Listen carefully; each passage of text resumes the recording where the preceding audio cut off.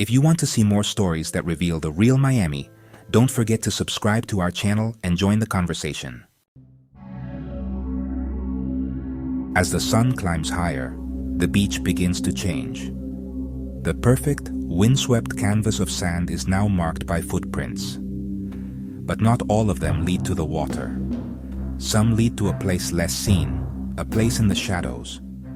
Here, tucked away behind the manicured dunes and the sea grape leaves, another story unfolds.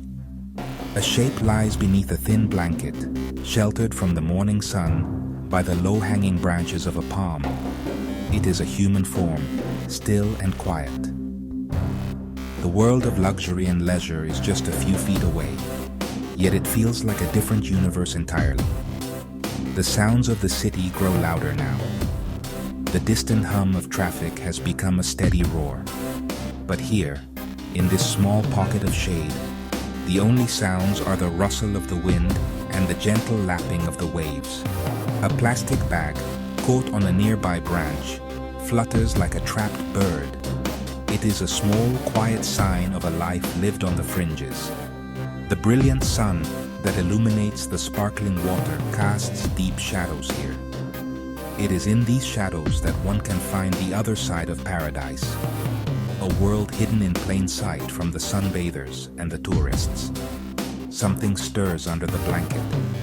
A hand emerges, weathered and worn by the sun and the salt air.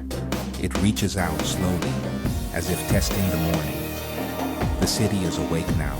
Joggers pass by on the boardwalk, their brightly colored clothes a stark contrast to the muted tones of this hidden encampment. They move with purpose and energy, their worlds separate and distinct. They do not seem to notice the quiet presence in the shadows. The two worlds exist side by side, touching but never truly meeting, separated by an invisible line. The figure sits up, revealing a face etched with the lines of hardship and resilience. The eyes blink against the bright light, taking in the familiar scene. The turquoise water, the white sand, the endless blue sky. For the tourists, this is a destination. For this person, it is home. It is a bedroom without walls, a kitchen without a stove. The sounds of celebration from a nearby hotel drift on the breeze, a strange and distant music. In this place of immense beauty, a quiet struggle for survival plays out each and every day, unseen by most. Beyond the glamour of the beachfront, the city stretches inland. It is a maze of concrete and asphalt, of sprawling highways and quiet residential streets. The heat of the day settles over everything like a heavy blanket. Here, away from the cooling ocean breeze, the sun is not a gentle friend, but a relentless force. It beats down on the pavement, creating shimmering waves of heat. The vibrant colors of the coast give way to the muted grays and browns of the urban landscape. This is the part of the city that is rarely shown on postcards. In the shade beneath a towering overpass, life moves at a slower pace. The constant roar of cars overhead provides a ceaseless, rumbling soundtrack. Here, a small community has formed. Tents and makeshift shelters are clustered together, creating a village in the heart of the concrete jungle. A shopping cart, piled high with personal belongings, stands sentinel at the entrance to one shelter.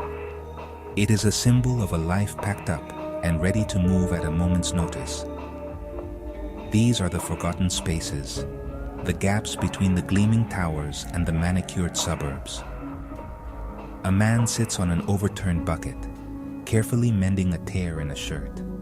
His movements are slow and deliberate, a testament to patience learned through necessity. A woman tends to a small collection of potted plants, their green leaves a splash of life against the gray concrete. These small acts of care, of creating order amidst the chaos, are profoundly human. They are quiet acts of defiance against a world that has seemingly left them behind. They show a deep-seated need to create a home, no matter the circumstances. The wildlife of the city is different here. Pigeons peck at crumbs on the dusty ground. A stray cat, sleek and wary, watches from a distance, its yellow eyes missing nothing. These creatures are survivors, just like the people who share this space with them. They have adapted to this harsh environment, learning to navigate its dangers and find sustenance where they can. The relationship between humans and animals in this unseen city is one of shared existence, a silent understanding between fellow inhabitants of the margins. As the sun begins its slow descent, the light softens once more. The fierce heat of the day gives way to the cooler temperatures of the evening.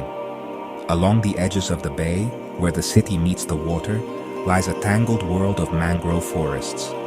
Their roots, like gnarled fingers, grip the muddy shoreline, creating a natural barrier between land and sea. This is a vital ecosystem, a nursery for countless marine species. It is also a place of refuge for those with nowhere else to go. The sounds in the mangroves are different. The roar of the city is muffled here, replaced by the gentle lapping of water and the buzz of insects. The air is thick with the earthy smell of mud and salt. A narrow, hand-built wooden pier extends a few feet into the water, leading to a small, weathered houseboat tied to a mangrove root. It lists slightly to one side, its paint peeling. It is a solitary vessel, a floating home in a world of its own. Here, isolation is both a comfort and a constant companion. On the deck of the houseboat, a silhouette stands against the setting sun. The figure casts a fishing line into the calm, dark water. The motion is practiced, unhurried. There is no expectation of a quick catch, only the patient act of providing for oneself. An egret, pure white against the darkening landscape, stands motionless on a nearby root, also hunting. Man and bird share the twilight, each engaged in the timeless ritual of survival. They are two solitary figures, sharing a moment of quiet communion at the edge of the world. As darkness falls, the city lights begin to twinkle in the distance, a glittering constellation on the horizon. From this vantage point, the metropolis looks like a distant magical kingdom. It is beautiful, but it is also unreachable. Here in the mangroves, life is simpler, quieter, and perhaps more real. The struggle is not for wealth or recognition, but for something far more fundamental, for sustenance, for shelter, and for a small piece of peace in a world that can be overwhelmingly loud and complex. The moon rises, casting a silver path across the water. The beach, once again, is quiet. The footprints of the day have been washed away by the evening tide. The sand is a clean slate, ready for the cycle to begin anew. The city sleeps, but not everyone rests. On the benches along the boardwalk, under the piers, and in the shadows of the dunes, figures huddle against the night chill. They are the silent witnesses to the city's nightly transformation, the keepers of its hidden truths.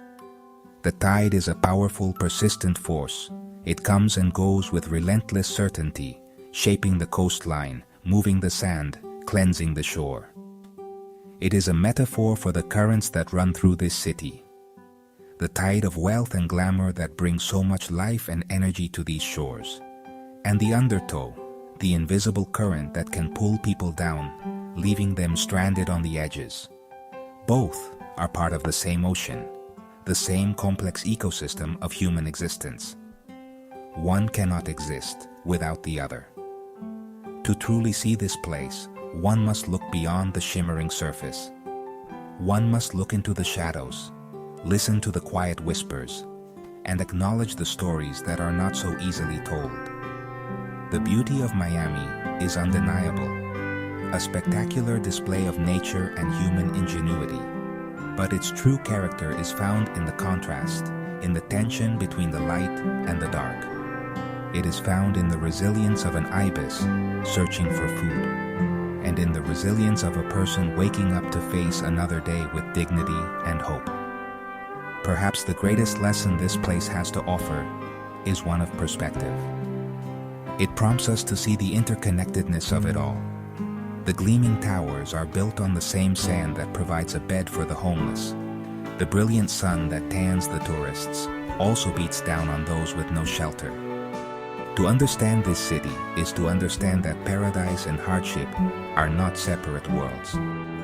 They are two sides of the same coin, forever bound together by the persistent, ever-present tide of life itself.